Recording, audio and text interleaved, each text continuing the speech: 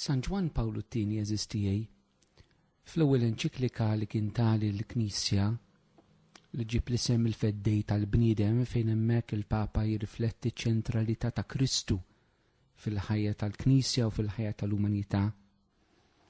Il-Papa kien urjina hemmhekk sentenza ħelwa jgħidilna li l-bniedem huwa t-triq għall-Knisja.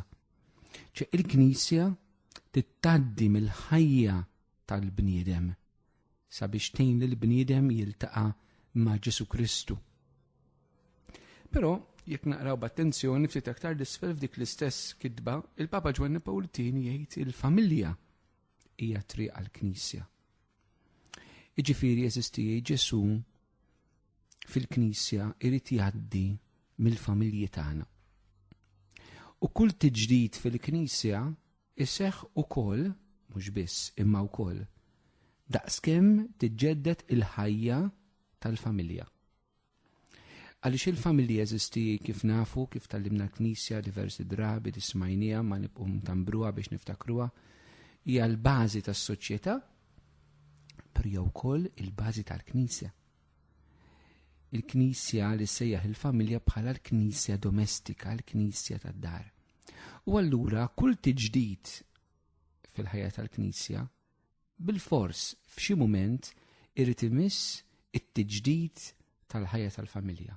Irid imiss il-vokazzjoni ta' żwieġ u l-familja.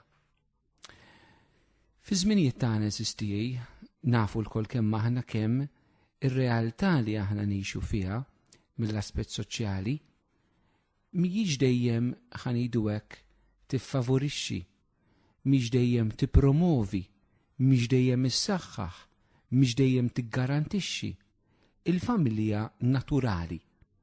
Jiġifieri raġel u mara faqda ta' żwieġ li ma jinħallx li minn din l-għaqda jitnislu l-ulied. Ir-realtà eżistijaj mhux ħanoqgħod nidħol fid-del tagħha x'mhux is-suġġett tagħna llum, hi dik li hi. L-aspetti biex ngħidu hekk kulturali, il-mod kif in-nies jaħsbuha jirraġunaw, min ma jemminx fir-realtà ta' żwieġ, min ma jemminx fi żwieġ li jibqa' dejjem, min ma jemminx fi żwieġ miftuħ għal ħajja d-don tal-ulied.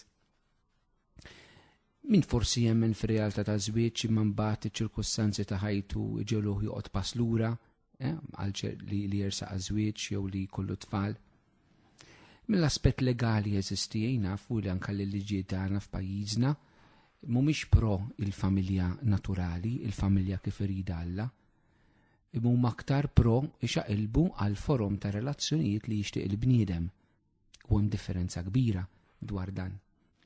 F'dan il-kuntest eżistijaj, il-Knisja ħasset il-bżonn fil-persuna tal-Papa illi jiġbor flimkien numru ta' sfijiet madwar id-dinja biex jitolbu u jirriflettu eżistijaj x'għandha tkun il-missjoni tagħna bħala Knisja, bħala komunità nisranija f'din is-sitwazzjoni, f'din ir-realtà li l-familja qed tgħix illum il-ġurnata.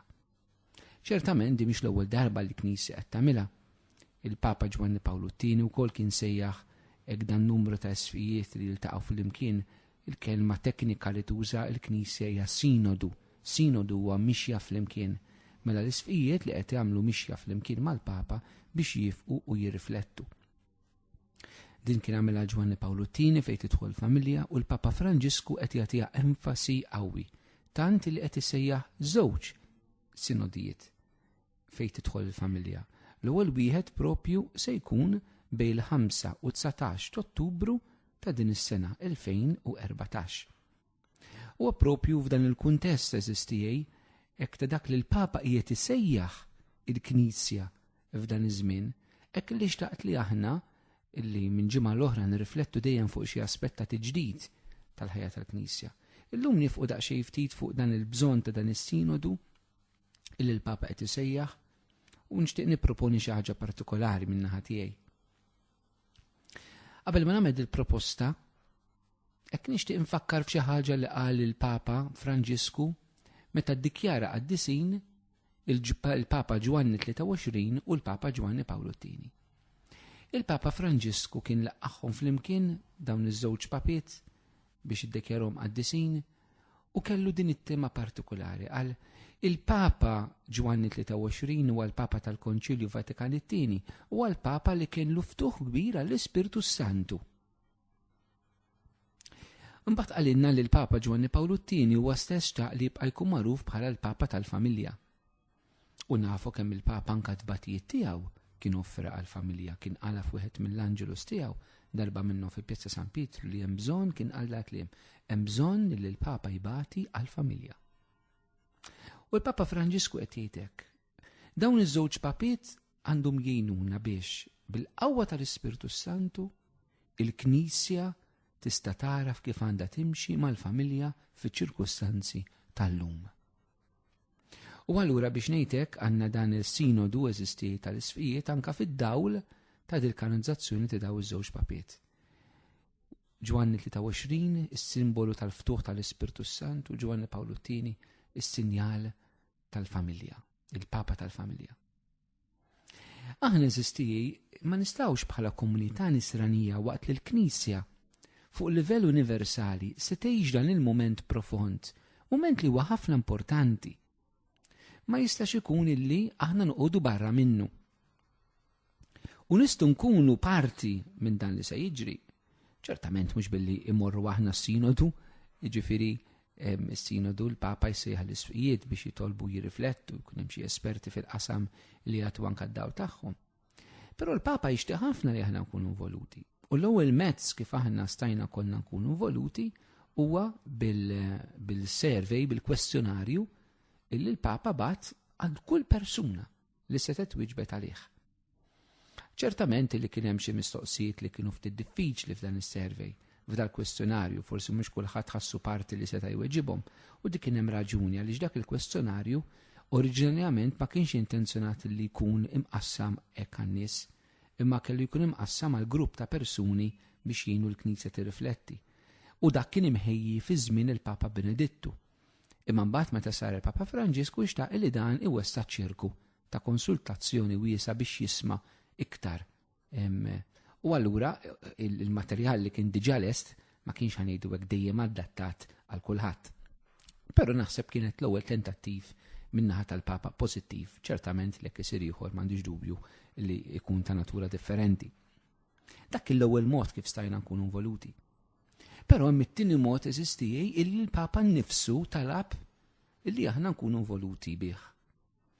Il-Papa Franġisku fil-festa tas Sagra Familja, il-familja mqazza ta' Nazaret, ta' din is-sena, allura qed nitkellmu fi Jannar ta' din is-sena, talabna sabiex aħna nitolbu għal dan is-sinodu. Li aħna nitolbu mhijiex ara mela min jista' jitkellem u jagħti l-pariri u le l-bqija tal-oħrajn jitolbu ishom dawk m'għandhom xejn jagħmlu mhumiex tajbin biżejjed le eżisti meta nirraġunaw hekk vera ma fimniex il-qawwa tat-talb. Jekk dan li tkun sinodu immexxi mill-Ispirtu Santu ma jistax ikun li ma jkunx hemm talb.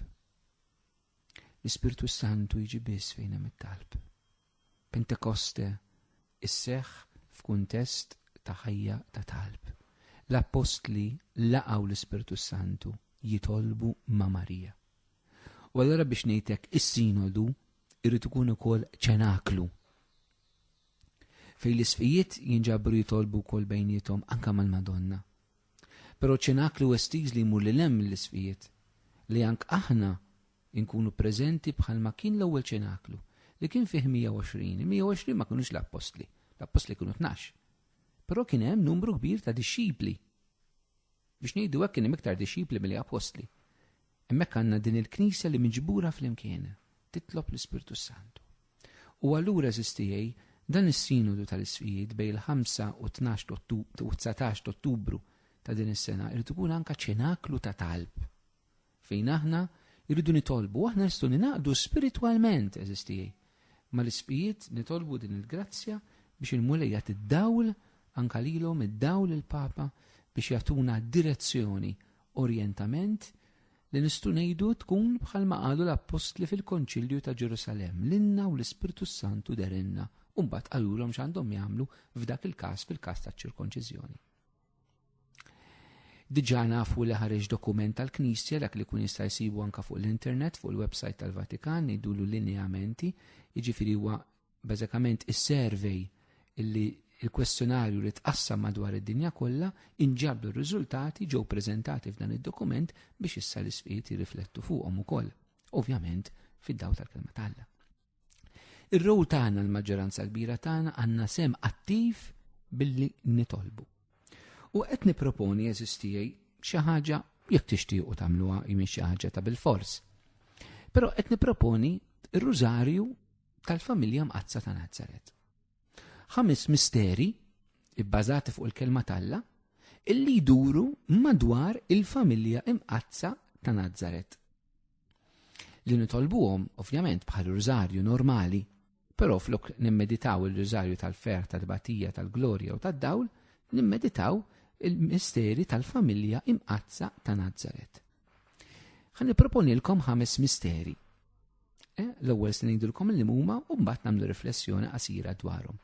Jekk forsi xi ħadd minnkom jista' u jrid iġib xi bajra u karta biex jieħu nota ta' dawn il-5 misteri x'inhuma aħna ntikom daqsxejn ftit ħin qabel ma ngħid x'inhuma forsi tieħdu nota tagħhom li tkunu tistgħu anke daw titolbuhom jew flok rużarju normali, jew rużarju apparti, jew issibu ġurnata fil-ġimgħa tgħid tara ħan niddedika dil-ġurnata jien ħan nitlob iktar għall-familji. U allura ħan nitlob għar-rużarju, nitlob ir-rużarju tal-familja Mqazza ta' Nażaret. Anke l-parroċċi eżistijaj, tistgħu tieħduh dawn il-5 misteri u tgħidu isma' bi preparazzjoni għas-sinodu. Min issa sas-sinodu ejjew darba fil-ġimgħa fil-parroċċja nitolbu ir-rużarju tal-familja Mqazza. Tistgħu anke tagħmlu dil proposta eżistijaj il-kappillani, is-saċerdoti tagħkom, il-kunsilli parrokjali. Laqdiet il-movimenti tistgħu wkoll tgħidu ejja nippruvaw ninaqdu flimkien iktar u nitolbu bi preparazzjoni għas-sinodu. Dan hija għamla ta' talb, mhux ħanagħtik katekiżi fuq ir-rużarju, ir-rużarju huwa talba imprezzabbli eżistijaj. Diversi darbi tkellem dwar u nibqa' nitkellem dwar u xi talba li l-Knisja tipproponilna flimkien mal-quddiesa, flimkien mal-liturġija tas-sigħat. It-talba ta' rużarju. Papa Ġwanni Pawlu II kiteb itra sħiħa fuq hekk jiena stess eżistij ktieb tistgħu ssibuh għall-bejgħ fil-libreriji reliġjużi Maltin. Ir-rużarju fil-familja, ir-rużarju tal-familja li fih hemm anke introduzzjoni tajba dwar ir-rużarju. U mbagħad dak iż-żmien kont ktibt anke 5 misteri oħra li imissu mal-żwieġ, maż-żwieġ fil-familja. Daw il-5 misteri qed nipproponi din id-darba imissu mal-familja ta' Nażaret.